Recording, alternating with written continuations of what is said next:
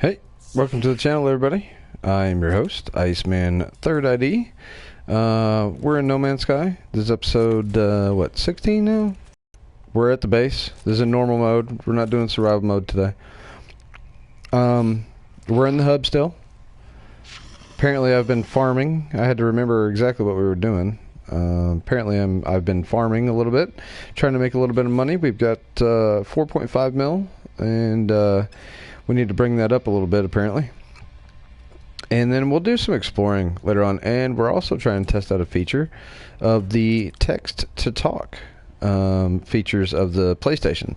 So if you put a comment in the comment section below during the live stream, if you're watching this later, obviously there had to be some sort of time machine featured with the PlayStation 4 in order to get that to work. But if you're doing it during the live stream, it should be reading out the comments live. So we're testing that out.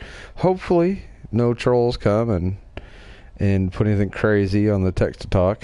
That would really stink. Other than that, we'll see what happens. It's like one of those episodes where anything could happen. All right. We need to start making some product and clearing out some space in my inventory here.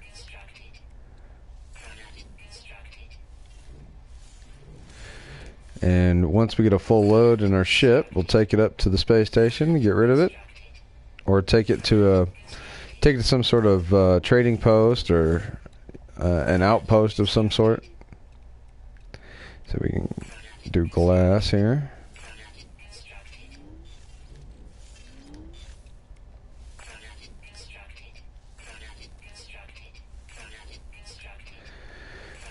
I was trying to find a co-host for today's episode, and I've got a chat room open. So if you would like to co-host, you can go ahead and hop into the PlayStation chat that I've got open up.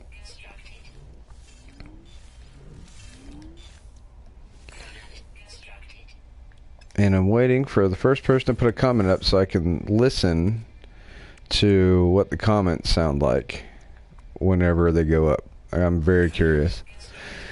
Testing out the the text-to-speech feature of the PlayStation 4's live broadcasting software. So if you put a comment down, it will speak that comment.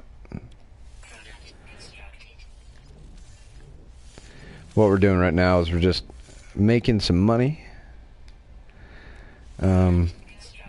We're producing a bunch of stuff so that we can take it to a sales point and sell it. I know it's kind of boring, but you know, it's No Man's Sky. So, not that No Man's Sky is boring, but it's not the most action-packed game in the world, put it that way. So in my base, I've got Tamarium, Spadonium, Coprite, Fervidium.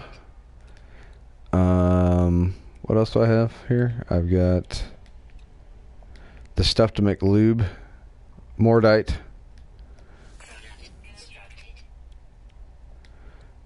and we're gonna produce a bunch of product, put it in the ship, take it somewhere, sell it, and rinse and repeat, basically. What?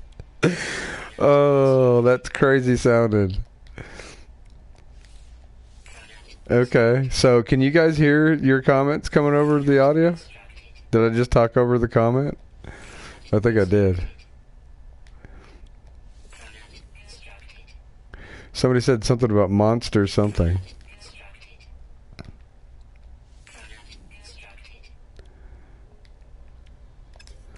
Okay.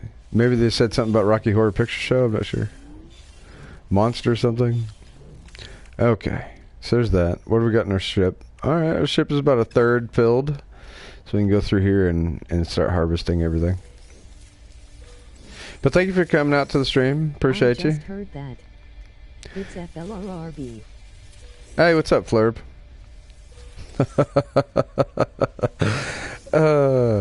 Thanks for coming out to the... Thanks for coming out to the stream. That's so weird.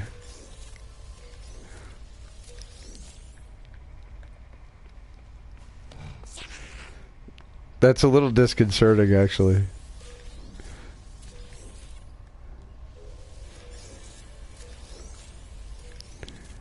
How's it going, FLRRB?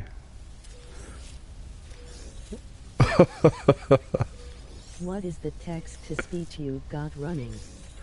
It's a text-to-speech that came out in a new update for the PlayStation. It's one of those PlayStation updates where it tells you need to update your system or whatever, and then you don't know exactly what it updated. Well, apparently it put a text-to-speech software in the update, and so now if you turn that on before you broadcast, any comment gets read out by a computer voice. And so I can hear the computer voice. I don't know if you can. Whenever any new text, it will translate it into computer voice and then say it. I don't know if you guys can hear the audio or not. But it's rather amusing, I must say.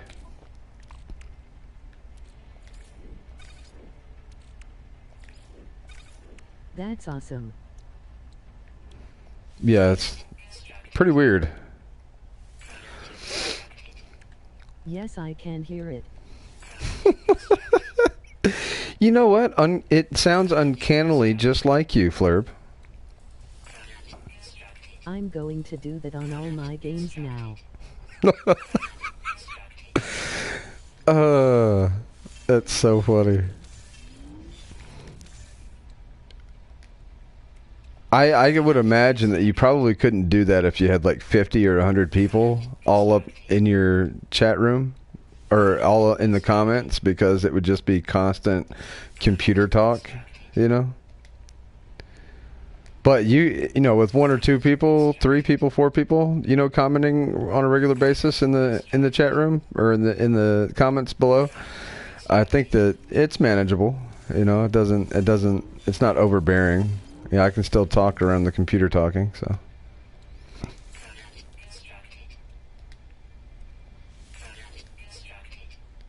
It's a little weird, but that's okay. A little weird's fine. I mean, I'm already playing No Man's Sky. How much more weird can you get? Conducted. Product conducted?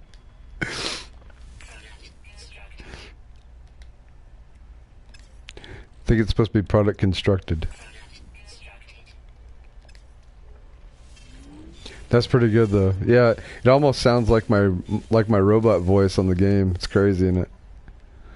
All right, so we're about half full now. Cool.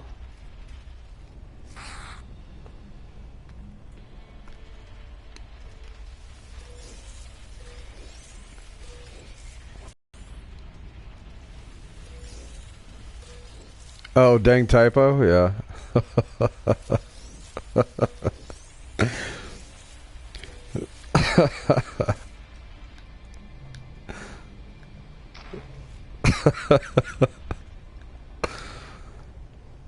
So, my co-host Flurb is being played by a female robot today. Shields at 50%. Shields at 50%. I tell you what, if this doesn't get the comment section going, I don't know what will. Alright, we can make some glass, I think, here.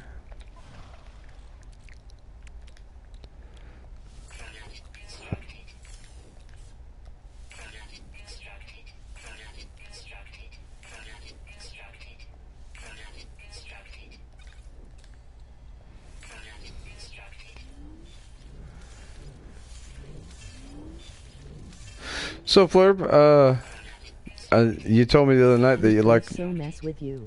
Yeah, I know it. It's so funny. You told me that you liked my my new episodes, my new episodic content I have, my new show Infinity. I use No Man's Sky to make a TV type series on YouTube called Infinity, and it follows Alexander Kardashev through the universe on his search for his wife and daughter and revenge of the pirates who attacked.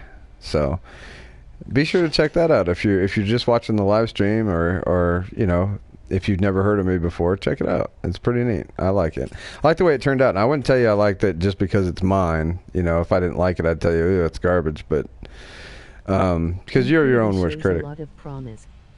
Yeah, I think it does too. I think it does show a lot of promise. I definitely could get better at the storytelling part. I think I got a little excited and put out the second episode maybe a little bit. I was actually more happy with the second episode than I was with the first episode, with the way the editing turned out and stuff. But it seems like more people watched the first episode than the second episode, so I don't know. I was more happy with the second episode, though. So, no, as far as I know, nobody else has visited this base since the last time I live streamed. That's good coffee. I don't have any more comms balls anywhere. I haven't seen the second one yet. Oh, okay. Well, of course, the second one, you know, it's episodic, so the second one takes place where the first one left off. And the first one left off, we had found the ship, or Alexander Kardashev had found the ship, and now he's trying to repair the ship. So the second one leaves off or picks up where the first one had left off. And I did the intro, I kind of stole from Lost, you know, where you get some obscure main character in the game to say, in the last episode of Lost. Well, I got the daughter, Kardashev's daughter, to say, in the last episode of Infinity. And then it goes and does like a little flashback of the last episode, and then it goes on into the new episode. So I was pretty happy with that, and I was happy with the way the music and the effects played in, like the transition effects between scenes and stuff all played into it. The story itself, I mean, there's not a whole lot you can do in the story because all he's doing is fixing his ship and then getting up to the, you know, whatever. I don't want to spoil the episode for you, but there's only so much story content that I could really put in there. You know, I tried to play him as well as I thought he could be played, as far as like, you know, what's going on in his head. You know, how long has he been there? Stuff like that. And so I tried to play the character as well as the character could be played. Previously on Buffy. Hey, welcome to the stream, guys. If you're just joining in, if you leave me a comment in the comment section below, I've got a computer that will read it out on air. So this ought to be pretty interesting. It's been amusing so far. And we're just doing a little bit of farming here or there, and let me see here. I've got 4.5 mil, and then whenever we get this bad boy full, we're going to take it to hopefully one of these markers I've got running around here somewhere. That's an on-planet sail point. If I don't have an on-planet sail point, then we will take it to the space station, and hopefully we won't get attacked by pirates because I don't have any self-defense capabilities, any upgraded self-defense capabilities on this hauler. You know, I just wanted to keep it bare so that I could fit as much product in it as possible. But yeah, if you're here, thanks for being here. Hey, if you're here, put your screen name in the comments down there, and the computer will read it out. Roll call. Let's do a roll call. I know Flurb's here because he put his name in there already.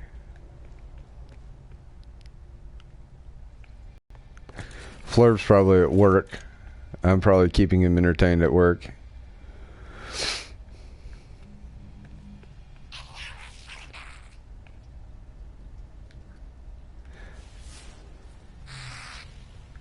What is it?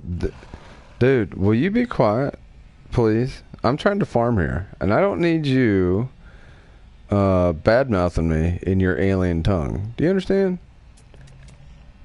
I don't like the way you're looking at me. I really don't like the way you're looking at me.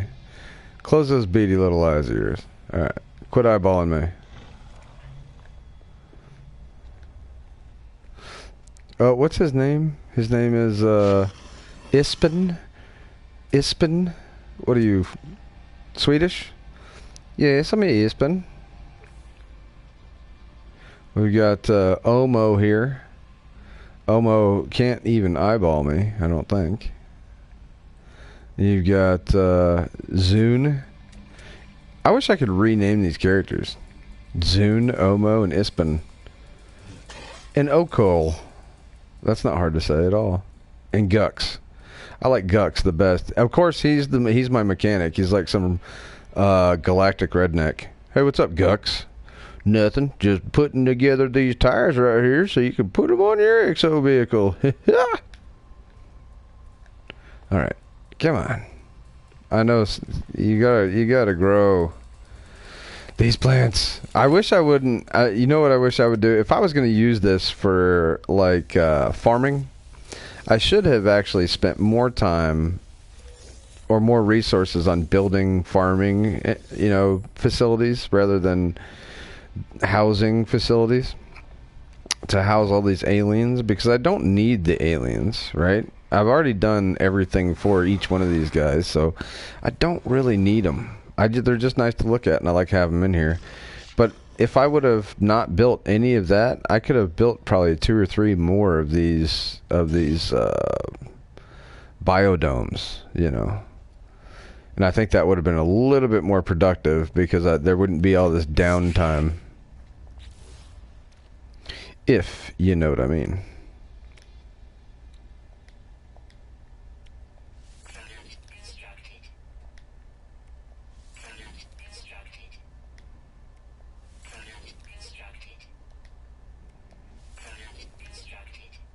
But I'm going to make do with what I got. I mean, I guess I could change it if I wanted to. But I really like looking at those guys. So it's kind of like, it's one of those things where if I'm not farming, I'd like to have those guys there. If I am farming, I don't want them there. Does the text-to-speech work with any comment or just on live streams? No, it just works on live streams. So unless you have unless because if it were to do it on like every YouTube comment, it would need like a time machine. So no, like later on, you'll be able to hear it later on in the recording, but you won't be able to read the comments. So that's how that works. Like, it'll read them out now, but later on you'll be able to hear it on the live stream, but you won't be able to see the comment. If that makes sense. So we got some fervidium. We got some of this copperite.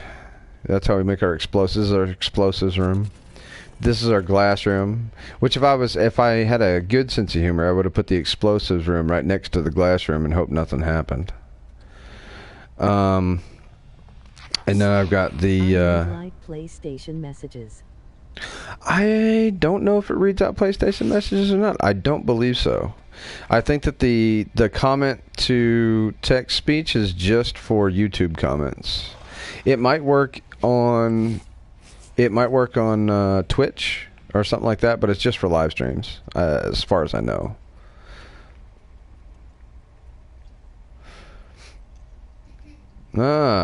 See, my brother just sent me a party invite, and it didn't read that out. So, there you go.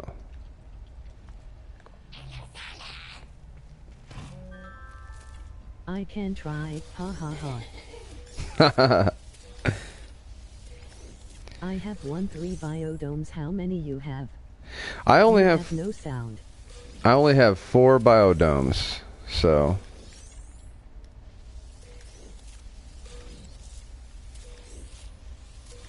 Only 4. I wish I had 13. It'd be nice, but I'm already at the complexity limit for the game, so I wish I had 13. It'd be nice, because then it wouldn't be all this downtime waiting for stuff to grow.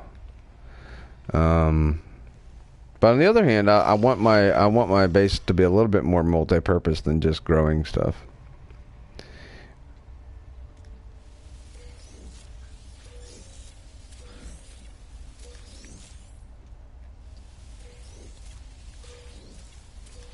All right, we're getting close.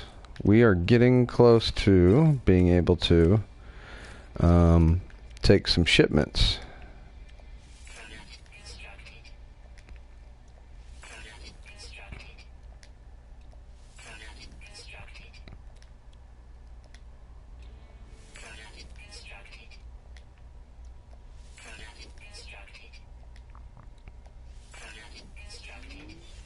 And this is why I like to have a co-host, because that whole 15-minute pause of me not talking. Testing the text-to-speech. So my co-host just sent me a message saying that he was testing the text-to-speech, and it did not read his message, so it's just messages. All right, what do we got here in the starship? Hey, Griswolf, a.k.a. Aaron, Snowman Sky. Snowman Sky is here to co-host the game. Co-host the live stream. Yeah, I saw that all the notifications and stuff. I'm like at work and I'm thinking, oh man, I've got I've got no time at all. So it was like, yeah. Well, so and that it was right before I had to leave, so. Well, I figured since you had to work, you know, if you had to work, you had to work. So I wasn't going to press the issue with you. So, because obviously work comes first before, you know, volunteering for somebody. Yeah. Yeah. Well, it was. Go ahead. Oh well, it was like. I saw your notification on Facebook. And I thought, well, I probably will be able to get there pretty quick, and so I just headed off. But yeah, then all of a sudden your stream come up. I started listening to your stream. Yeah, you were talking about your first 2 episodes of your that story, Right. Which is amazing. Really? That was really good.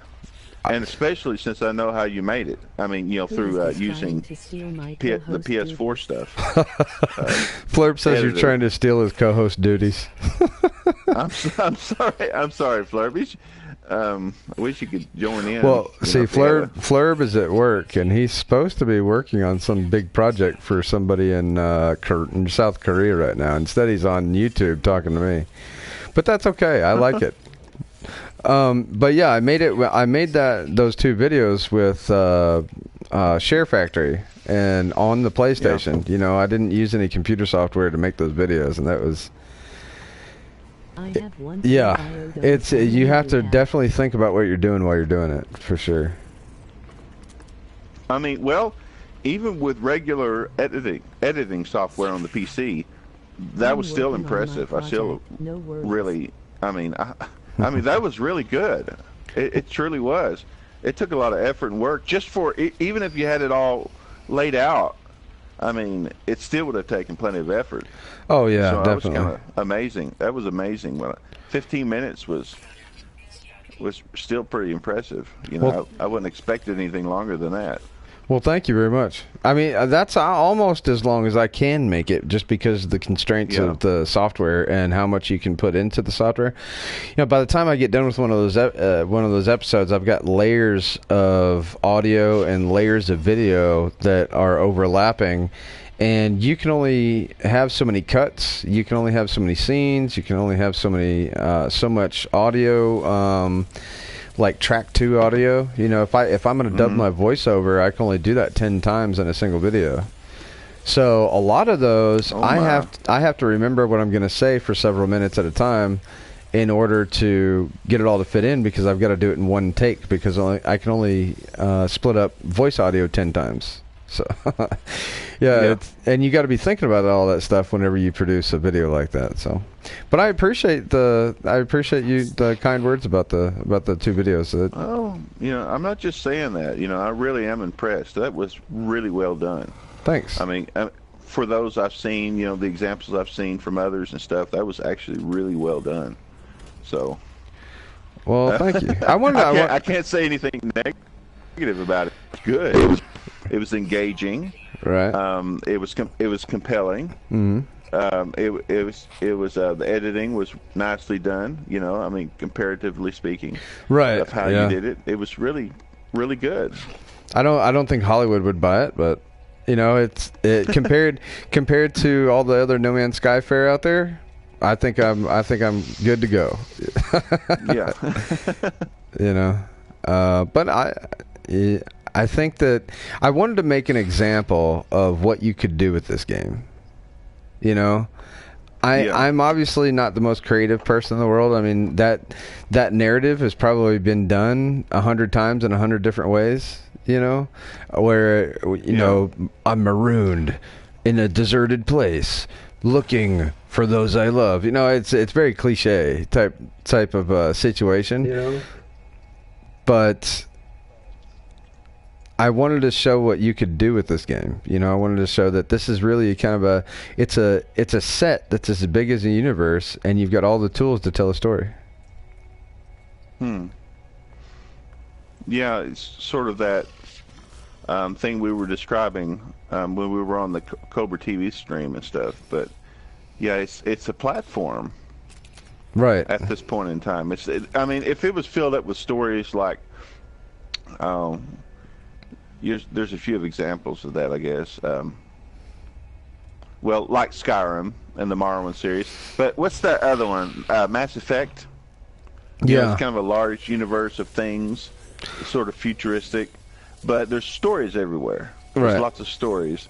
And they haven't really done that with No Man's Sky, and it probably would be actually more difficult to do, considering the type of format it is, being a procedurally generated type of thing, similar to and it's almost procedurally generated, but yet it's not quite either, because it's like one seed versus like with Minecraft where you have millions of seeds, but still. Well, I thought it's just a different environment. One of the things that I heard as a complaint, and it's a valid complaint, but one of the things I heard about a complaint for the game is that it was kind of felt like a tech demo. Like, okay, here's what we can do now with the current tech that we have. Yeah. And it's kind of a tech demo, but that might actually be one of its strengths. If you think about it, if you're going to be making YouTube videos, just find out how to engineer that to your benefit instead of your detriment. You know, don't use the game as a crutch to provide you content to put on YouTube. Make content. You know, make interesting content. Yeah. Use the game as a tool to make the content. Well, for a content provider, a game like this is really an opportunity. But for a player, just by themselves, I mean, that's what I thought this game was really focused around to begin with, was the single-player experience. Right. And really, as a single player, I want direction. I want, somewhere to go, somewhere to be. And speaking of which, have you tried... a story or something. Have you tried Gone Home yet? No. I did not think about it. When was it that you mentioned it? Was it a couple of days ago? Yeah, it was. In a live stream that we did a after party with Cobra. We did an after party after Cobra show one time, and I mentioned it. And then during the live stream, the subcasts with Cobra, I mentioned it. And I marked it. Oh, okay. I haven't marked the stuff to look at it further and but I kind of put it off a little bit because I got distracted. Right. Being honest with you, I get distracted with things. There's a book I'm reading, or a novel series that I'm reading, and so when your mind gets in that world, sometimes you forget about other things. I am going to adjust the audio a little bit, and then I'm going to go up to the space station, I think. And my screen's going to be blue here for a second.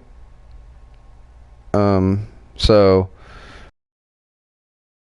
I gotta figure out what I'm doing here. No, I adjusted the audio level earlier, and adjust the audio mix. I turned up the audio mix. There we go. That's better. No, I had turned up the audio mix so that I was playing an online multiplayer game, so I turned the audio mix up so I could hear everybody instead of the game. and it made everybody's voices way too loud. Anyway, let me see here. We need to take this. We need to take this somewhere to sell it. There we go. Let's take it over there. Anyway, so what have you been doing on your game? So, have you still been trying to get to the hub? Well, I've been still collecting my resources and stuff. You know, I mean, my fuel. Oh, okay.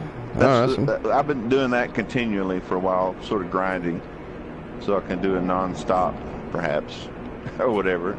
Okay. But yeah, I think I'm only a fourth of the way through the fuel, so, and I put in quite a few hours. Right. Well, you're definitely it's gonna pay off because you're gonna have all that fuel. So when you start going, you don't have to stop till you get there, type of situation, you know. Yeah. Well, you know, Cobra made it.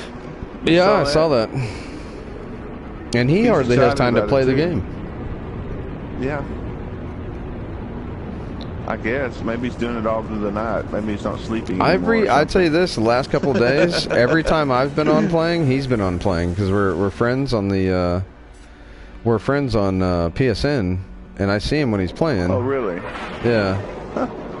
And he's been on for the last couple of days, but he has, like I said, he'll go sometimes a week without having a chance to play sometimes, I think. Oh. Well, here he is, a YouTuber, and he can't play his own game. Right, exactly. Well, it's kind of like me, you know. It's finding good studio time is hard because I got 2 kids, and and my house is my studio, you know, like a lot of YouTubers. So it's like having 2 kids is like, like at 3 o'clock today, my son's coming home, and then it's just gonna, when my daughter gets home, it's gonna be loud from there, and so yeah, all my time to do anything for YouTube gets sucked up. All right, let's see how much money I can make here on my first stop. So here's something I wanted to talk about. Not to switch gears too quickly, and this is kind of in the same vein, but Biodomes, how many you have? Oh, I've got 4 biodomes, sir. I just heard somebody ask me how many biodomes I had.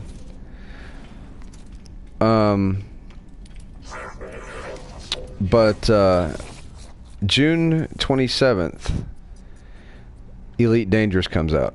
They set a date for it finally. Mm-hmm. Are you going to be playing it? Well, when is it coming out? When is it coming out? June 27th. June 27th. Maybe. Oh, I'm interested in it, but I usually just like wait till I have enough money to do that kind of stuff.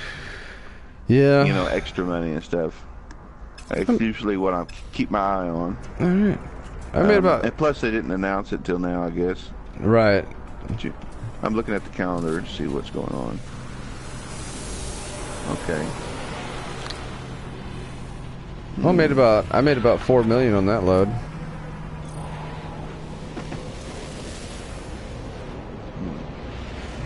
Apparently, my DualShock battery is getting low.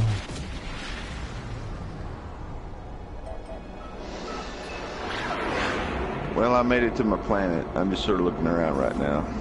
One of my planets here. Okay. My fuel planet.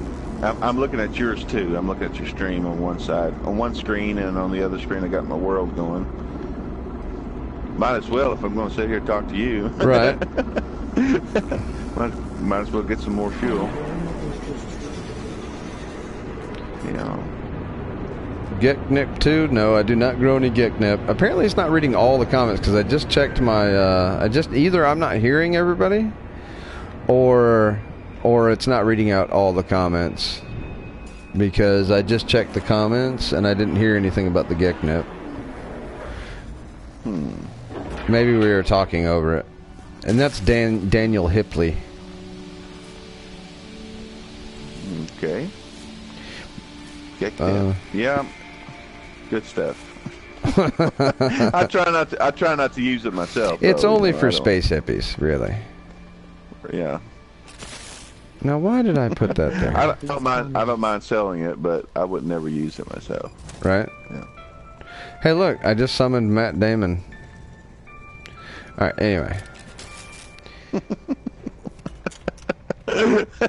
What? I named one of my exo vehicles Matt Damon. Oh, and okay. it said summon exo vehicle, so I just summoned Matt Damon. That's funny. My ship is named the Gully Stomper. The Gully Stomper, Yeah. I like that. Yeah, I don't know why I did that. I like that. That's good. No, it's because it's your ship, you know. Yeah. So here's when I made the first episode, right? Yeah. I got my daughter and my son and my wife to watch it because they're like my producer and my stagehands, right?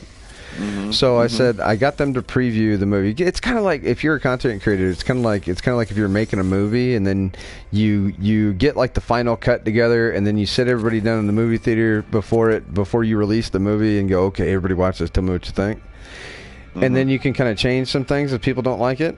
Or you can keep it the same, you know, whatever. And every time I gave it the headset to somebody for them to start watching the video after the intro, and I wasn't through editing it yet. After the intro, Yeah. nobody wanted to give the headset back. They're like, no, I want to see what happens. And I'm like, well, I'm not done yet, so you're going to have to wait. They didn't want to give the headset up. And usually they're like, oh, do I have to watch this? And they wanted to watch it, and I was like, ooh, I got something good right here. Yeah. Well, usually your family's the worst critic.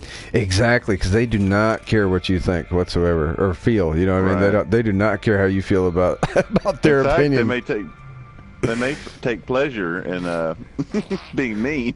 Right? Yeah, exactly. So just looking for an opportunity. exactly, and they didn't want to stop watching it, so I was like, ooh, I might have something here.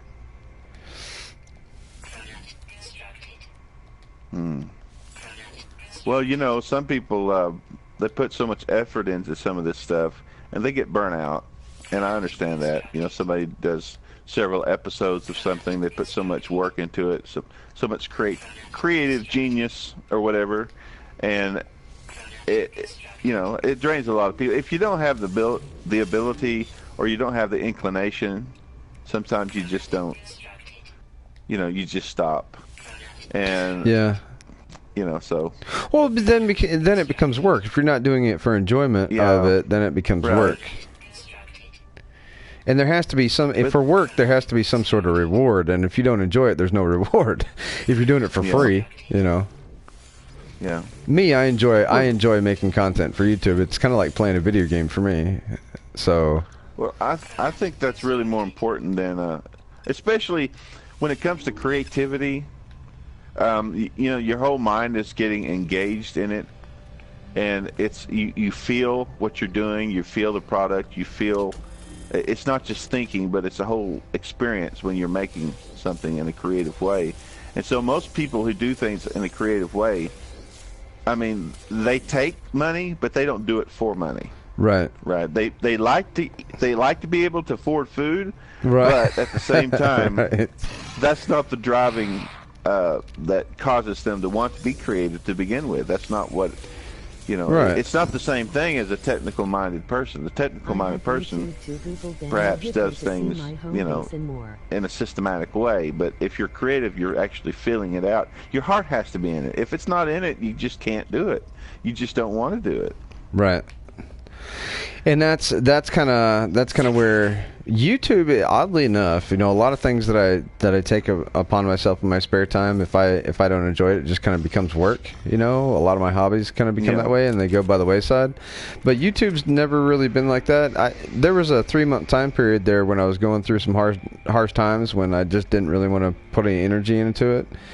But other than that, I've really enjoyed making content for YouTube. As a matter of fact, right now I'm probably never going to get paid for my channel because Google has messed up my channel. Like they have, through a glitch that they don't want to fix, they have messed up my channel to where I can never monetize this channel. But I don't want to start a new channel either, so it's kind of like I'm never probably going to get paid for this ever. So well, really, you have to have a lot of subscribers. I mean, a lot before you even get anything resembling money. I think you have to be over $100 threshold before they even send you anything. Right, but the thing is if your channel's not monetized, they won't send you. It bumps you lower down on the search algorithm, right? Because they want to make money. So what they do is they take channels that are monetized and place them in higher priority in the search algorithms, right? Yeah. So you're not doing this with any help from YouTube through the search algorithms. Yeah. And so you've got to do all your own promoting. You've got to do all, which I do a lot of it on Facebook or the Amino app or whatever. I do a lot of my own promoting. And some through Cobra. Some through Cobra, yeah. Some through Cobra. Cobra helps out a lot. You know, he is probably the loudest promoter of my channel. He can be louder than me because he's got more people to talk to than I do. So, and so. But YouTube is definitely not helping me grow my channel. That's for sure. Yeah. So it's kind of like the idea of switching to Patreon, for income, or and again advertising somehow or another. It's you have to think outside the box. At this point, I'm really not worried about the money because I wouldn't be making any right now anyway. Yeah, well, if anything, it's an audience. It's an audience for your product. I mean, it's a beautiful thing. You want to share what you've done. I mean, it's kind of like theater people. Right. There's a lot of people that does theater work for free. Right. But they do want an audience. They didn't do all that just to perform in front of a cold dark room. Right. They want to be able to be seen, or at least people appreciate what they've done. Right. It's not necessarily that they're full of themselves. It's not that. It's some people just like, I want to be seen and blah blah. That's not. No, well, you put a lot of work in. You put a lot of work into polishing something for somebody else to enjoy. You want them to enjoy it. Yeah. Yeah, I mean, you kind of worked for it, and you want other people to experience it. Right. Plus, they're really getting the benefit. Right. Yeah. The people watching it are really the ones that benefit from it. Yeah. They didn't have to put any work for it. Exactly. All they have to do is watch. Right.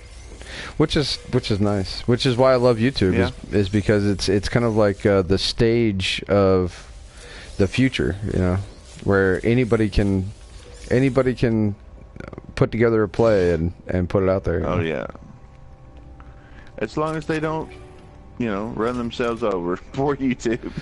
Make some bad decisions. Right. No, there's always that too. Hey, you can't. If they mess, You can't be unethical. If they mess up too much, then all these other platforms will take advantage of that. Right. That's it.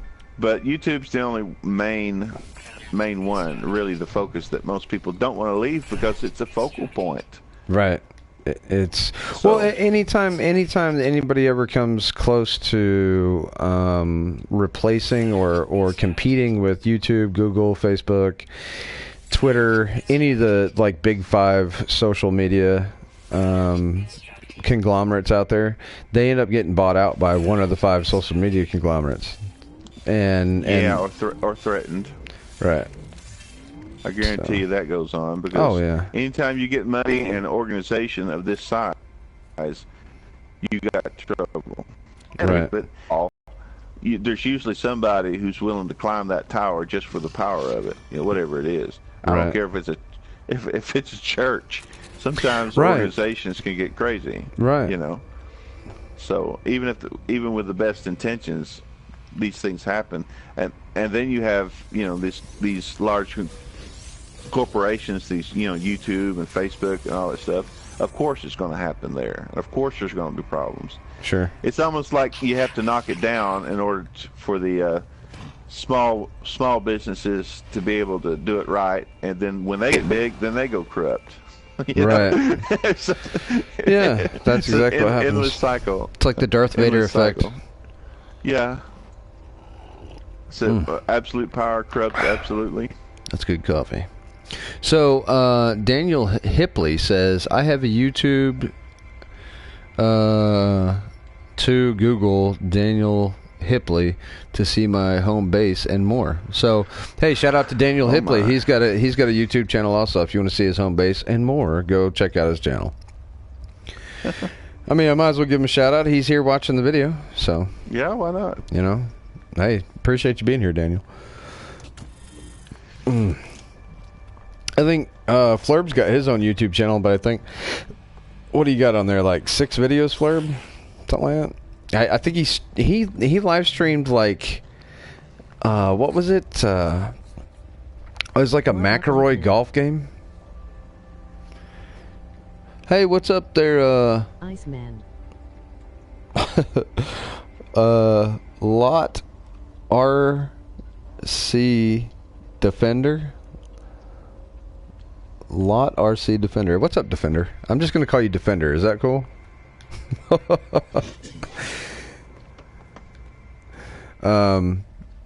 So yeah, if you're just turning into the live stream, I'm in the midst. Just say Defender. Oh yeah, there you go. Okay, well thank you.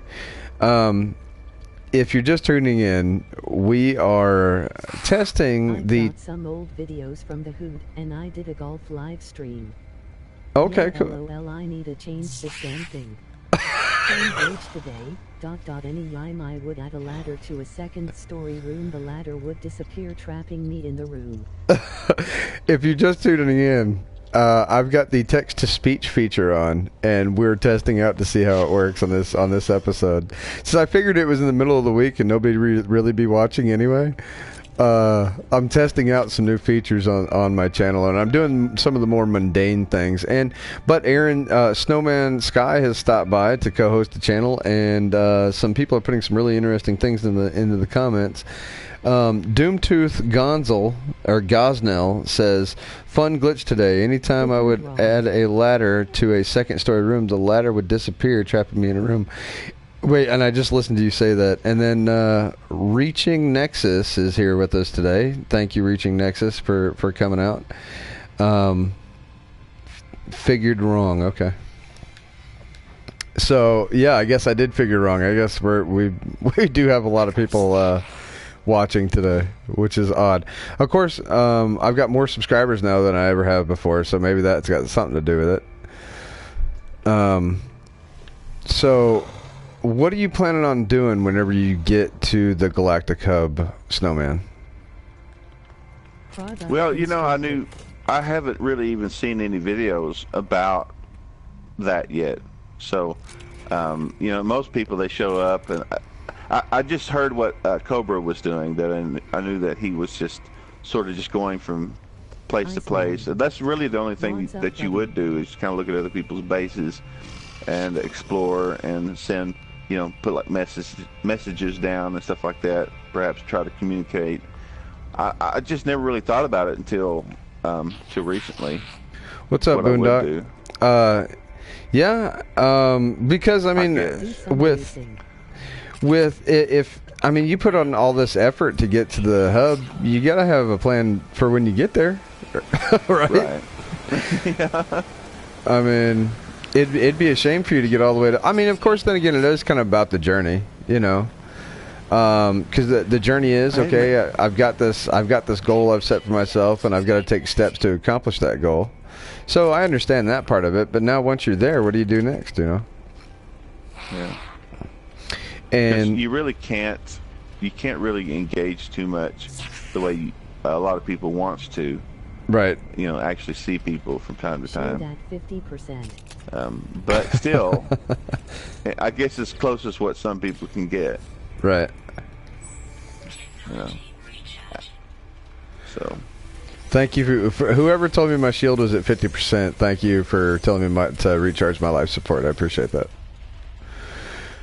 Because they made the computer say shield at 50%. Which is probably the best part in my opinion. Not that I thought about putting like EIIIEEOOO or something like that. Just make it say some random stuff. So Boondock says the journey was probably the best part in my opinion. Not that the hub sucks, LOL. It was just fun getting there.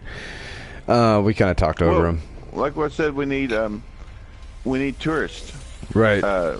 Tourism things scattered throughout, the 7 wonders or the 8 wonders of No Man's Sky. We need stuff.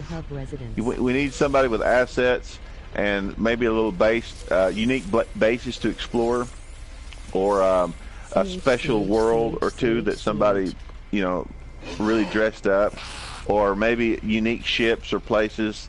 Just, like little stops. Right. It doesn't have to be. It just has to be something special, kind of like the hub, just something unique and special that people would go and meet at if they wanted to.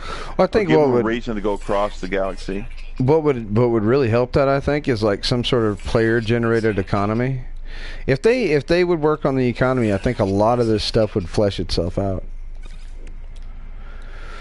Do you have anything new on update speculation?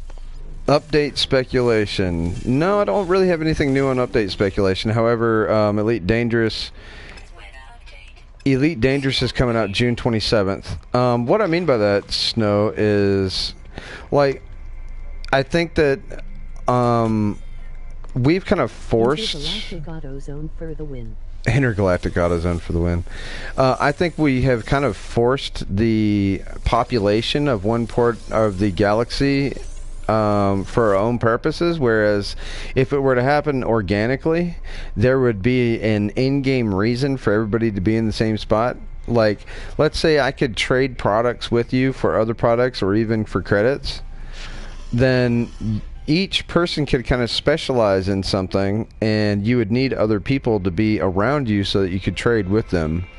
It would be symbiosis, it'd be a symbiotic relationship you'd have with other players.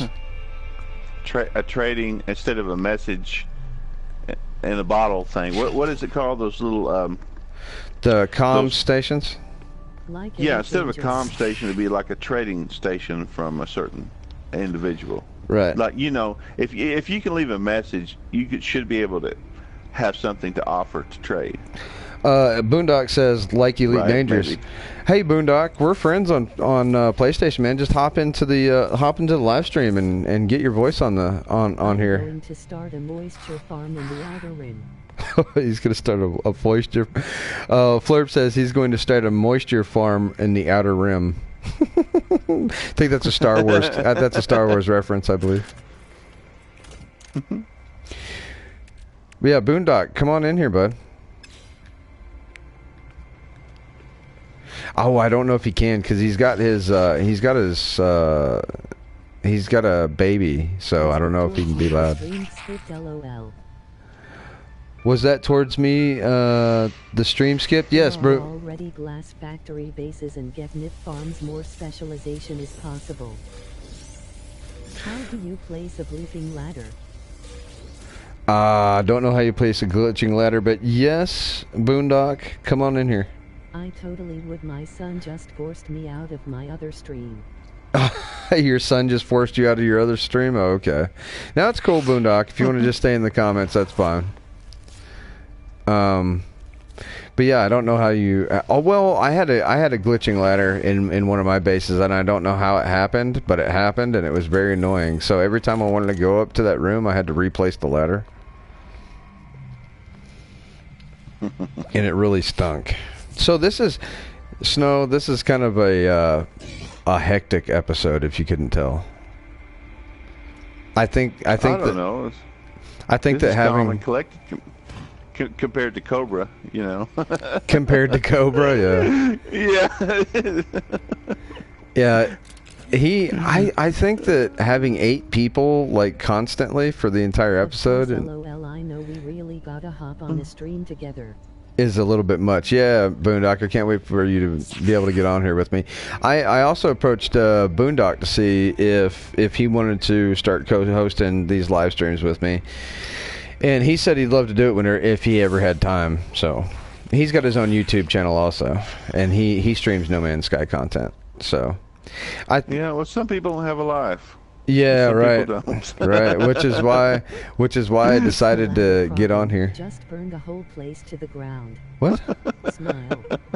To fix the ladder problem, just burn the whole place to the ground? I think that'll fix it, yeah. What was I just saying? I have no idea. But anyway, I think the more people that network with this game, and we if we get networks of people together, we'll be able to put out a lot more content collaboratively than we would each individually on our own. More quality content. So I'm trying to get a bunch of people together to kind of help each other, come out with content. Kind of like we helped Cobra on his subcasts, and because think about how hard it would be for Cobra to fill up 2 to 3 hours of a podcast about No Man's Sky by himself. It'd be almost impossible. Yeah. But when you do a live stream like this and it's a collaborative effort, I know you love No Man's Sky. You make No Man's Sky content on a semi-regular basis, and yeah, it's been a while. Yeah. And I make. I'm working on it. I'm working on it right now. I'll do something. Okay. Yeah. And then I put out No Man's Sky on at probably a little bit better semi-regular basis because I also have other things to do. But as long as if we're all constantly doing something and we can collaborate on it, then we're all putting out quality content on a regular basis collectively. Yeah. If that makes sense. Yeah. Because let's say you want to watch me, but I'm not putting anything out. Then you can go watch Aaron. If you can't watch Aaron, then you can go watch Cobra. If you can't watch Cobra, you can go watch Boondock. And if we all know each other and we all play with one another, and we all know what each other's doing, and we're all collaborating, then it's really a group effort to entertain a community of people who all love the same thing. Yeah, and I think it's worth it too. I think it's worth it because the type of people that this game tends to attract are the kind of people that probably having social interaction, if anything outside the game, concerning the game, is actually it's a good thing for this type of people, the people that are involved with this particular game. Right. It's just the nature of the beast, if you will. And I know it does me good. I always look for reasons to be able to actually socialize with people, but those reasons are difficult to find sometimes because, you get smart people together, you get people with certain interests together. Sometimes it's a little bit more difficult to do than if you're just generally a friendly person. But most social people, like really outgoing social people, probably wouldn't be spending their time playing a game either. They have other things to do than just to play a simple game. So for people like us who just like these types of games, it's really a good thing to be able to interact with each other and it's I don't know. I could be more specific, I suppose, but we're nerds. I guess There are so many different interests. You think about other things like D&D, Dungeons and Dragons, and the type of people that is drawn to that. It's something that causes a bonding between friends that you wouldn't have otherwise. Right. Well, let me read out some comments that I think we talked over here for a second. Flurb says, I never put out, but I like playing with everybody. I don't know what he means by that. Wink, wink. There are so many different interests within the game. Finding people's common ground is hard. Might be a good network, though. Yeah, I think so. Because you've got people who are trying to push the multiplayer by all being on the same planet and then coming up with like community type games, like, okay, let's all go to this planet at the same time. Has to have one of, if not the best community I've ever been a part of. Yeah, I think this does have one of the best communities I've ever been a part of. Definitely.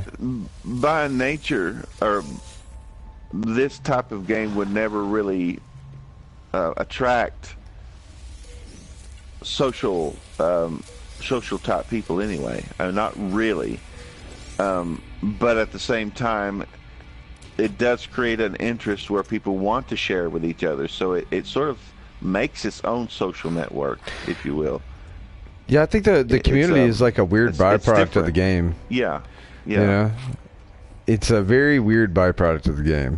This game is probably the weirdest game I've ever played. Really, it's not like any game I've ever played before, and it's just a weird byproduct of the game. Is this community that we have, because the people that the game attracts, and just like you said, black hole. Once it has sucked you in, you aren't ever getting out. Even people that would never play games. Such adversity together. Hole.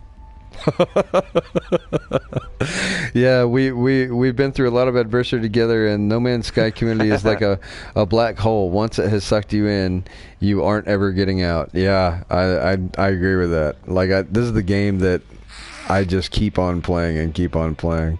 I still feel like here's the crazy part about this game. I was thinking about this today. Like, I've beaten Wildlands. I've gotten on Destiny. I've probably got 10, 15, probably approaching 20 exotic weapons and armor. I'm really in the in-game content now with Destiny, and I'm still playing No Man's Sky feeling like a beginner, because I know that I haven't seen a 0.1% of the stuff that's out there. I've got a freighter. I've got 3 ships. I've got an upgraded multi-tool. My exosuit's all the way upgraded, but I still feel like a noob, like a No Man's Sky noob, just because I haven't figured everything out yet. What would be interesting, after I've done all the basics of things, the basics. Just going from story to story. I mean, finding out the depth of the story of the game would be neat. I know people have done it. I know that you can go somewhere like on the wiki or something like that, or Reddit, and they probably have the entire story all laid out, because somebody went from node to node, or to what are they called again? There's like 2 places where there's like several places where you can actually gain a piece of the story. Like abandoned buildings and stuff like that. And, right, the lore. Obelisks and stuff, the lore. Yeah, and I know monuments. That it keeps changing. It keeps changing, keeps getting deeper. Right. And I know it's going to change still further, because they still have writers. And I really hope that they expand the story anyway. But that does intrigue me. I kind of want to know the lore of the story, and I know that it keeps. There's a lot more to it now than there was, and somebody's out there. Somebody's done it already, I know, but I would just love to be able to figure it out myself, or perhaps run onto something that nobody else has seen, just even in the lore.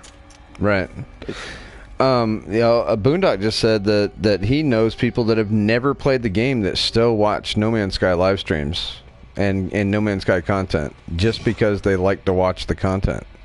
That's crazy. So it's just weird. Like, why would you watch content about a game that you've? Of course, I've done the same thing about games that I want to play, like Elite Dangerous. Yeah. I've watched a lot of people play that, but at a certain point, I can't watch other people play a game I want to play anymore, because I want to play it so bad. Minecraft. I actually did that with Minecraft. At the beginning, I played the game, and the new feel. The first time you play a game, there's a lot of emotions. There's feelings that go with a game sometimes, especially Minecraft. You're out doing your thing. You're exploring stuff all by yourself. This was before I was before multiplayer. I had it in alpha and into beta. And so I'm sitting there doing all this stuff, and it's very interesting. But after a while, I got tired of it a little bit, just a little bit. But I started watching YouTubers play, and at some point, it became more engrossing just to watch them do it. Yeah, yeah. and so most of the time I watch them, and I really enjoy it. It's in my entertainment. Because a lot of YouTubers, what hangs on, what their channel hangs upon is their personality, pretty much, right? Yeah. So I can watch a lot of YouTubers play games I've never played and never gonna play, just because I like their personality and I like the way that they entertain while playing the game. You know, they get into it and they're very involved with it and stuff like that. You know. Well, some games are open to that more open to, like what we're saying, the creative part of the human experience of what a content creator can do, like No Man's Sky being that platform, or even, like Minecraft was perfect for that because it was about creativity. You could make things with the game, and so that just opened it up to people who wanted to be creative and create their own story or storyline. You know, it's a sandbox game, right? So, and yeah. And I think that there's a lot of people that aren't in the community that have kind of wrote this game off, you know. Yeah, it's definitely not old yet. You know, there's a lot of people that aren't in this community that heard about the bad reviews and, you know. Uh-oh. Is that coming through your TV? Well, I switched to a different mode and something happened. So you're fine. Okay. At any rate, I was just talking to somebody today. He gets a hold of me right before I started the stream, and he's never heard of No Man's Sky, never seen No Man's Sky or anything like that. And he goes, "Well, what are you doing right now?" I said, "Well, I'm trying to put together a stream for No Man's Sky. No Man's Sky, what's that?" You know, and so I told him it's a procedurally generated universe of 18 quintillion planetary bodies that you can land on. They've got planet-sized planets, and there's resource gathering, base building. You can own capital-sized freighters and your own starships, multiple starships and stuff. And he was just like, meh, whatever. And then he asked his son, "Hey, have you ever heard of No Man's Sky?" And he goes, "Yeah." Like, "Well, what do you think of it?" And his son goes, "Man, it didn't get very good reviews." And he's like, "Well, I'm not gonna play that." You know, it's just like it's like I don't know how to explain to you how groundbreaking this game is. You know, it's hard to explain it to people. Yeah, and they do need to fill it out. It does lack what a lot of people are craving. A lot of people create. Lost cause there. Excuse me. A lot of people. Yeah, it is kind of lost cause. That dopamine hit, you know, that addiction quality to a game, a grind fest, fast and fierce. You know, I don't know. Just it doesn't provide what the mass wants right now. I mean, it has the potential to, but most of it is for laid back purposes at this point in time. Right. It doesn't mean that it isn't fun for us, but to me, it's like it's missing things. To me, it's like I haven't even accomplished half of what I wanted to accomplish in this game yet. You know, I still want to see more stuff. I want to go out and explore worlds and see things that I've never seen before and see things that nobody's seen before, because I keep a constant eye on Facebook and what people share about what they've seen and all the communities that we're in. I keep a constant eye on that to see what other people have seen, what they're sharing. And then, you know, if I see something that I've never seen anybody share, I want to share it. You know, like, check this out. I saw this, you know, and that sharing experience of this game is something that you're not going to get with any other game. That's unique to this game, period. So, yeah. I can't think of a single other game that does that. What other game do you have? Community than Ghost Recon Wildlands, which was a big release. Well, in Minecraft, you create stuff and then you share it. Yeah, I agree.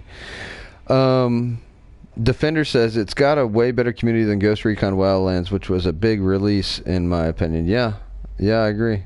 Boondock Saint says it was easy to write it off if you haven't had hands on it for sure. So, yeah. I got way into the survival grind and decided to go back to normal so I can do a planet a day. Well, that's good. Yeah, planet a day is like if you did a planet a day, that would be a good goal, right? Like to just do a planet a day. I mean, you got to think 365 days. That's 365 planets, right?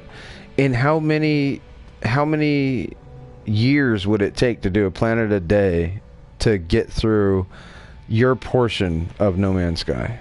Whatever that portion may be, whatever your portion of 18 quintillion is, how many years would it take? And that's what gets me with this game. It's just, it's infinitely new. Per planet per day. So, I think they did the math on some of that. Like if she just landed 1 second per planet. Right. It would take until our own sun burnt out. Never ending. Yeah. Like that's why I did the math once. It's a huge amount. With my series, my new series that I've got a couple episodes on, that's why I named this. Infinity seems to be a big buzzword nowadays. With like. Now I'm wanting to play No Man's Sky when I get home from work. That's Russ, or that's Flurb. But that's why I named it Infinity, was because this game is truly the most infinite game out there. I mean, it is, that they say that there's more than one type of infinity, and I think that this is like a higher level of infinity. This hits that more than most games. It like you can have a procedurally, like Minecraft is procedurally generated, right? But it's got like 8 biodomes. That's it. It's got 8 biomes, and after you've seen them, it's going to be the same 8 biomes in every single Minecraft world you ever generate. So you can generate as many worlds as you want. It's always going to be kind of the same with Minecraft. Unless there's skin packs and things like that you can do to kind of change it up a little bit, but the functionality of it's always going to be the same. And that's kind of the same with No Man's Sky a little bit, but there's no end game. That's one of the biggest draws to the game for me. Yeah, the fact that it has no end game, that's one of the biggest draws for me too. There's not an end to it. There's no, okay, I beat No Man's Sky. You know what I mean? It's like, all right, I beat No Man's Sky. I can move on to something else now. That doesn't happen. But it's a truly infinite game, and I think that if people got that a little bit more, like, maybe that's not what people may want. Maybe they want to spend $60 every 2 weeks. From human perspective, it is infinite. Right, from a human perspective, it is infinite. I mean, in all intents and purposes, this game is functionally infinite. It may not be technically infinite, but it's definitely functionally infinite. Okay, 570 billion, 776,255,707 years. Wow. For every human being on Earth? Yeah, 570 billion, basically, or 571 billion years it would take if you went from planet to planet, one planet per second. That's insane. If you were to warp to one planet per second, it would take 571 billion years in order to get through all of them. Well, you're going to have to do a little bit more than one planet a day if you're going to get that done. Yeah. Let me see here. Nexus says, it ruined me on other titles. I get sad when credits roll. Yeah, I know. Me too. When I beat Wildlands, which is a good game, it's fun. I still play it, every once in a while when one of my friends are on there. When I beat it, I was kind of like, well, now what? That's kind of a disappointment. I think that No Man's Sky kind of raises the bar industry-wide in that respect. In that respect, people are going to have to start making games that are playable, that are functionally infinite. that there's no end game to. There might be an end to the story, but it's kind of like Grand Theft Auto. There's an end to the story, but it's functionally infinite. Functionally. Well, there are ways to create a procedurally generated story. Right. But, right. there are ways. It's not as nice. It's not as nice if you actually handcrafted a story or something like that. Actually wrote out a story and had the climax and everything else. But you can procedurally generate a type of story. And I deal with artificial intelligence and chatbots, myself. And so I'm thinking about this stuff. How would I inject or create a story within this bot so I would be able to or create a conversation within this bot, which is essentially a story, if you will, to be able to just go in any direction and have it make sense. And so that kind of thinking I'm used to that sort of thinking, to be able to look at a game in that light. Right. Well, I suppose that you'd have to start out with, do you start out with producing sentences out of words through grammatical rules, and then having those sentences mean something to one another once you put them in a paragraph, or is it even that more complex? Well, it depends on how far you're willing to go with a chatbot, because if you really want intelligence, then you're going to have to teach it all the rules of the game, and you're going to have to give it some context. And so it has to actually understand what you're trying to say, and then it can then ask questions and perhaps add its own experience into an answer that it created itself. That's when you really get into some dramatic rules. If you want to do it where it seems intelligent, you might want to use a template, right? Sort of a sentence where this is certain nouns or certain like tags in the sentence where you can replace it with the words that are it's basically like needful. it's basically like getting a chatbot to write a Harry Potter novel. Yeah. I mean, it is possible. I mean, but it is possible. It's just not. It hasn't happened yet. Well, we run ourselves. Humans run on a lot of different rules. Right. Our brain has a lot of different levels of thinking, and we have rules to do this, rules to do that. We're constantly learning new ways of doing things. We're a learning system. So really, the minimum you can do is create an artificial intelligence that's able to learn, and that's really the most significant type of AI you can use or create, something that can learn all these rules by observation and experimentation. Then you have something that you might want to pay attention to, because anything's possible with something like that. That's where personality needs to be. Well, there. if we ever find a way to implement that, I'm pretty sure it will not be writing the story for No Man's Sky. Yeah, well, you never know, because yes, if you go to the extreme, that's true. But a lot of people will, how they say, necessity is the mother of all inventions. So they'll be working on something else, and then they'll run on to something that's very important, but they won't really understand it to be very important. Right. It's like they were trying to create a robot that could write a story, but inadvertently created one that could, take over the NSA or something like that. Right. Yeah. Oops. Yeah. We didn't realize that. You don't want to oops with general AI. That's not something you want to oops with, depending on what it's connected to. Because there is a minimum equation. There is a minimum set of rules that opens a life form up to, to be able to learn and do things and experiment and create and start pressing buttons. Right. It presses the nuke button just because to see what it does. Just to see what happens. What happens? Yeah. Yeah, just to be curious. Let's try this out and see if I win. Yeah. There's another guy that's messing around with neural networks, like learning neural networks, and he lets his generational learning neural network play a video game, and he'll leave it there overnight to play a video game, and by morning it can play the video game better than anybody on the planet. Like, it makes it intuitively knows the unintuitive things that a human would take a lifetime to figure out. Like, for instance, it'll find glitches and exploit them quicker than a human will. Like, quicker than if you were to look on YouTube and figure it out, you know?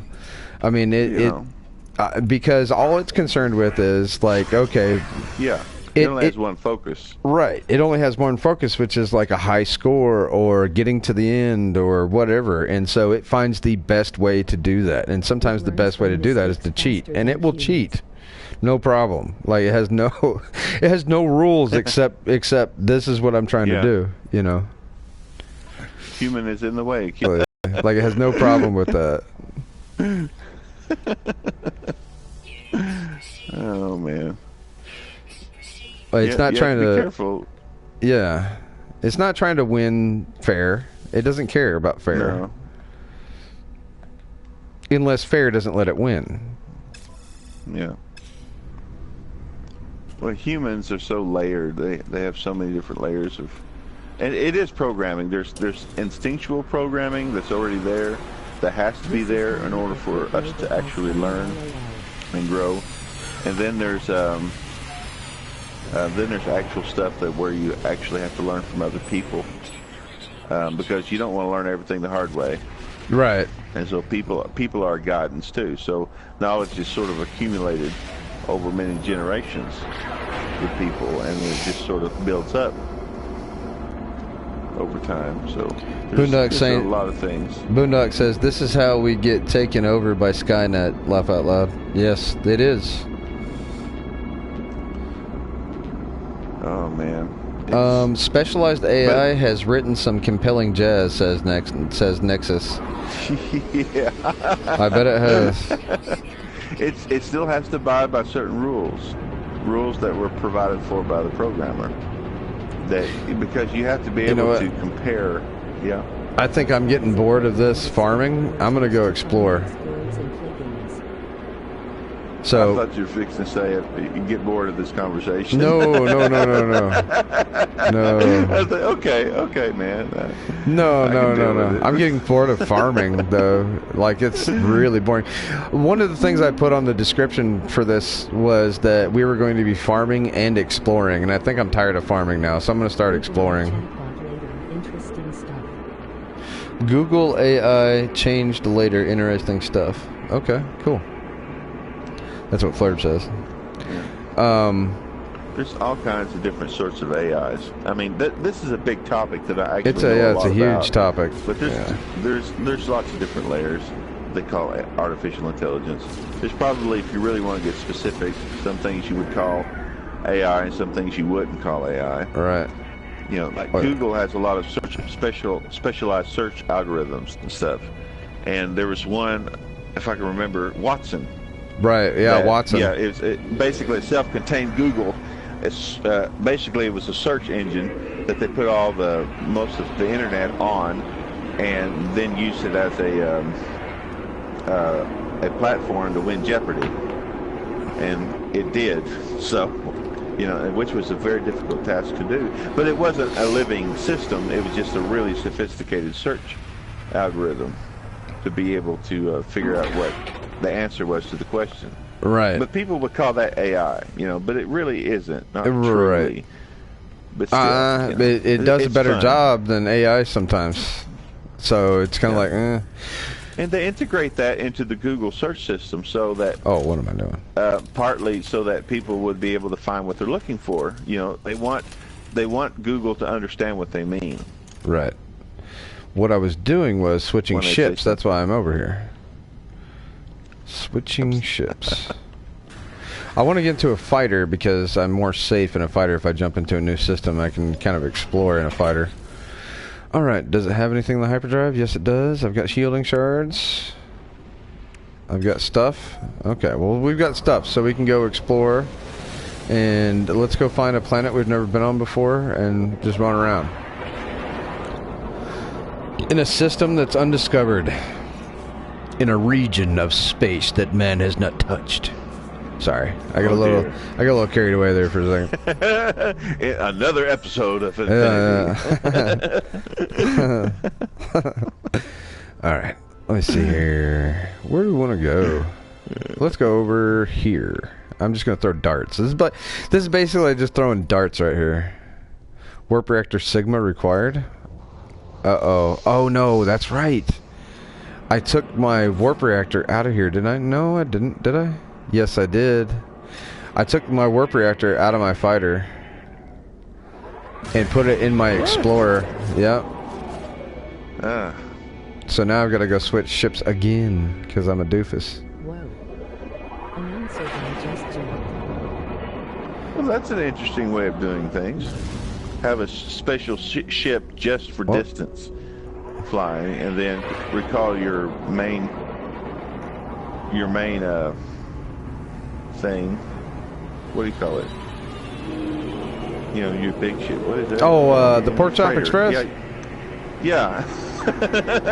Just recall that one and your freighter, and then, yeah, that's pretty good. Pretty good idea. Well, yeah, that way you can specialize ships. So like 3 ships could be better at, you know, each of them could be better at one thing. Do what? Wait, where you're able to transfer it. Is that what you mean? Oh no, you have to have certain warp drives to get to certain types of star systems, right? So this other ship that I have has got the warp drive that I need in order to go to every system. So I'll go to this, I'll get in there. This is my Nerf herder. This is what I'm looking for, the God ship and the God multi-tool. Yeah, that'd be nice. But then I wouldn't need 5 ships. There are 4 ships or however many ships, you know. Oh, do I even have a warp cell? Hold on. I didn't even check.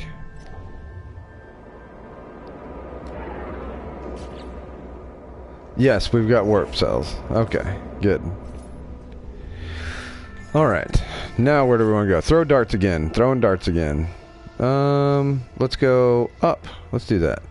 We'll go up. Oh yeah, but you said you took the drive out of one ship and put it in the other one. Oh yeah, no, well what I did was I deconstructed it in that ship and then used half the materials that I had from deconstructing it, got more materials and rebuilt it in another ship, right? So I still had the blueprint, which is why I said I took it out of one and put it in the other, because you still have the blueprint. It's not like you're taking one and putting it in the other, so to speak. It's more of deconstructing out of one, using the materials to reconstruct it in the other one, if that makes sense. Let's go to a green one. No, let's go to a red one. Let's go to a red one. And has it been discovered? No, it hasn't. I don't care if it's only got 2 planets. We're going. He said, oh, okay, gotcha.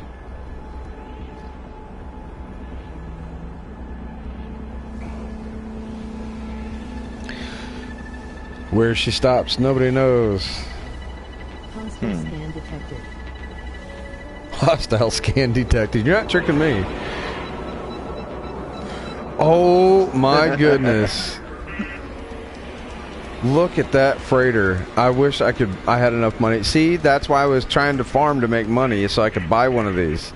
Look at that thing. That is ridiculous. That looks like a Star Destroyer from Star Wars. Yeah. I want one so bad, but they cost like 68 mil. Oh, that's all? Yeah, that's it. Just 68 mil. And I'm headed straight into a fight. I'm gonna get out of here. I'm nowhere near capable of fighting in this thing. I wonder if I can call in my freighter. Can I call in my freighter? I could get into my fighter. Hold on. Let me get far enough away to where I can call in my freighter. Come on.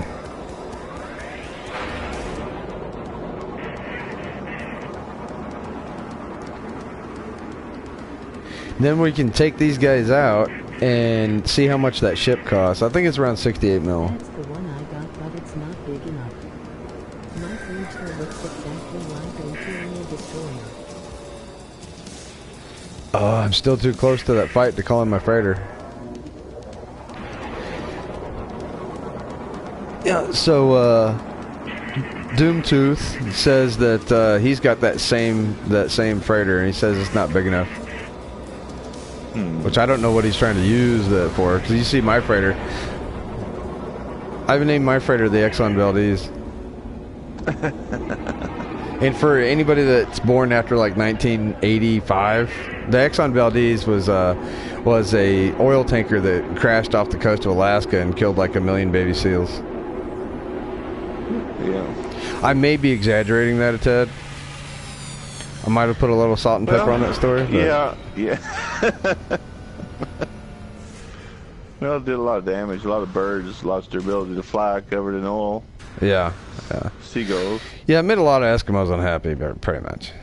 Where'd my fighter go? I know I parked it around here somewhere. Hold on. Where's my fighter at? Did I just lose all my ships? Oh, no, there it is. They're all parked in the same row. Okay, here we go. The Star Chaser. I want it to be a little longer than it is because it resembles a mini Star Destroyer at this point. LOL. Alright, here we go. Let's get into a fight. Not even sure if this is a wise thing to do, but I'm going to do it anyway. Just because I can. I need to buy a freighter so bad. Well, you need to get one then. I should have probably turned that lady's voice up a little bit so we didn't talk over it all the time. But then again, you know. For God's sakes, don't hit the wrong people. Yeah. I'll try not to hit the wrong. Did you just hear that, Snow? No. He said, for God's sakes, just don't hit the wrong people. Yeah. No joke. Alright, here we go. Let's see if I can't target one of these guys. There we go. It's on like Donkey Kong now.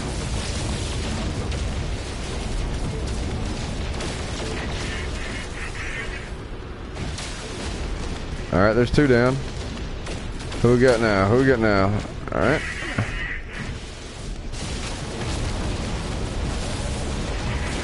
There's 4 down. Alright. Oh, goodness. They're behind that freighter. Okay, don't shoot the freighter.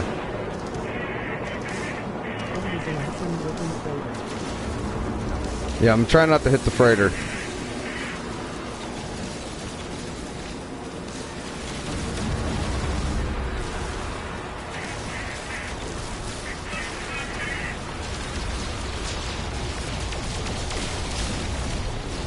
There's 5 down. 6 down.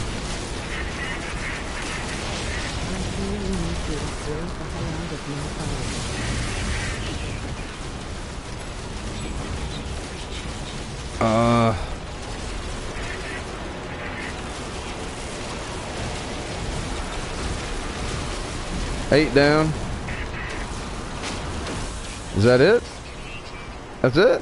You only brought 8 ships? Never bring a knife to a gunfight.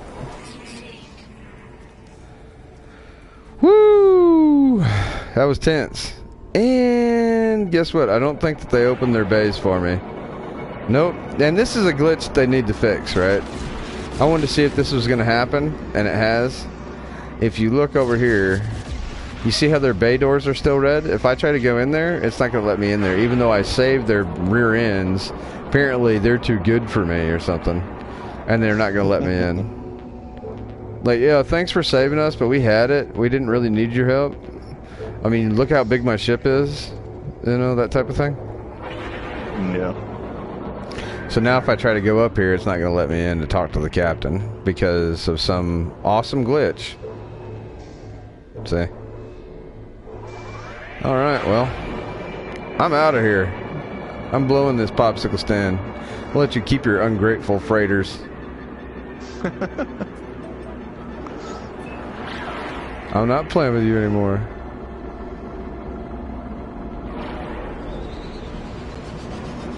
That happened in my stream too. I hate the chat.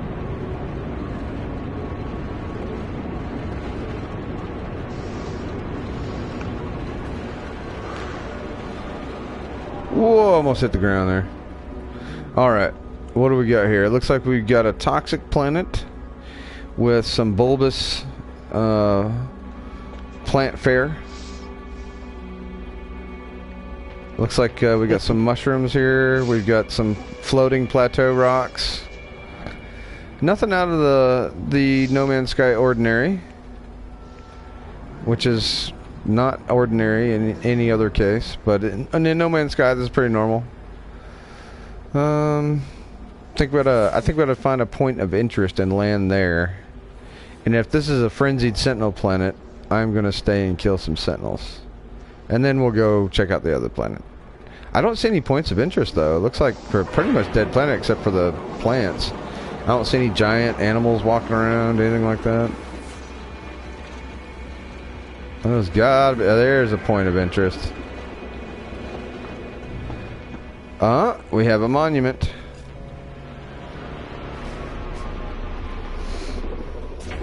Alright. What do we got here? Oh my goodness. What is that thing? High security alkaline storms. Alright, you know what that means. We're gonna kill some sentinels. Alright, ruins of Degus Ami Zeus. Ruins of Salami Zeus.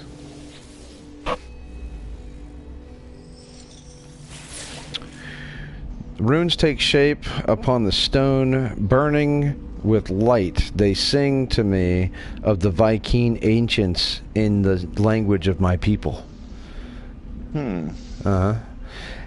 As Herc stood upon the sacred mountain now, climbed to its peak, and there with fist outstretched challenged Herc. Fool, now cried, the sentinels cannot be vanquished. Herc, with furious rage, struck the fool from the mountain. For 3 moons and suns, Null fell before being claimed by the doom. Alright, cool. Null seems like an idiot. I wouldn't have challenged Doom to a fist fight, or I mean Herc to a fist fight. No, Alright, where are these sentinels? We've got bouncing bulbous animals.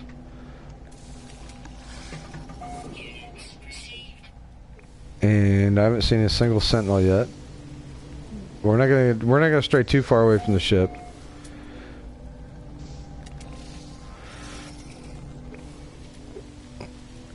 Oh my goodness, it's a pineapple. A vicious looking pineapple. It's got eyeballs all over it. Ooh, let's go check that out. I'm gonna take a picture of that.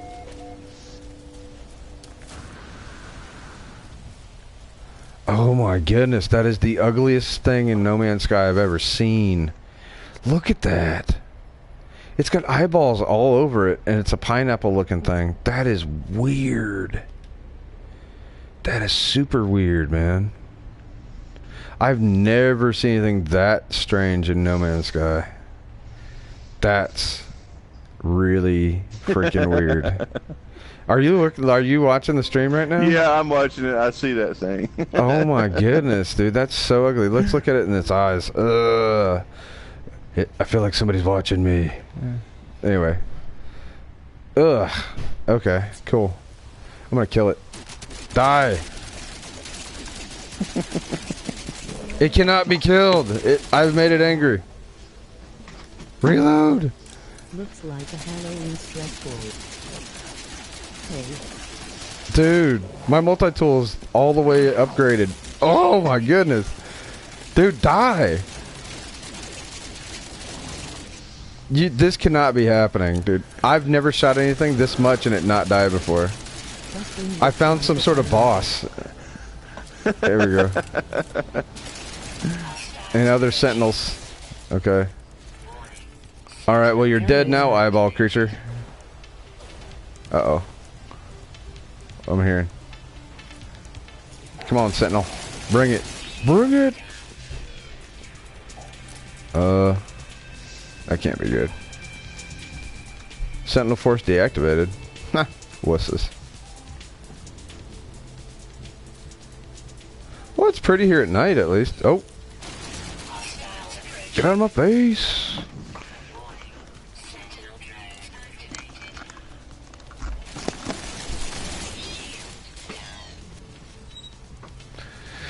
So that was odd. That was probably one of the oddest creatures I've ever seen in No Man's Sky. See what I mean about you never know what you're going to find? Like, I didn't even know that eyeballs could be a skin feature on here. That was pretty freaky. You never know what you're going to find in this game. Ever. It's so odd. Come on, Sentinels. Where did that Sentinel go? There he is.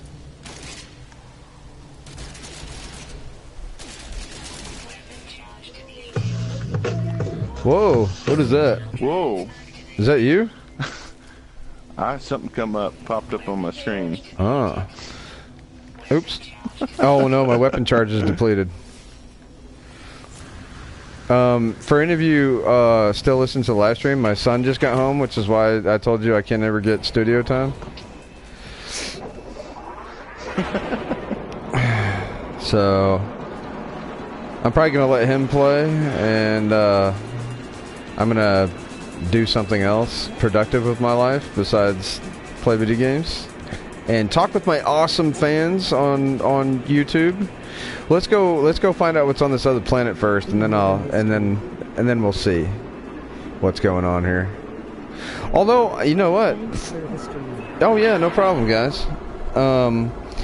Although I will have to say this, I've had more comments in this stream than probably any other stream because of the robot voice thing. It's kind of amusing, you know?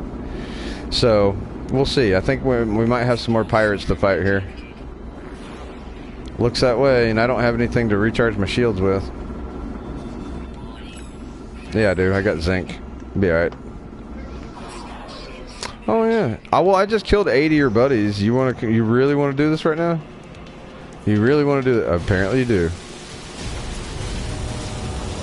Oh my goodness, dude. What was that? This dude just about smoked me.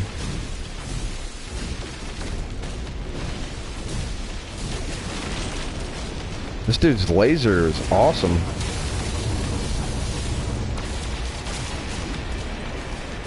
I want whatever laser he's got. Alright. Let's go down here and see what this other planet's talking about here. I've already discovered that one. We're halfway over to this other planet.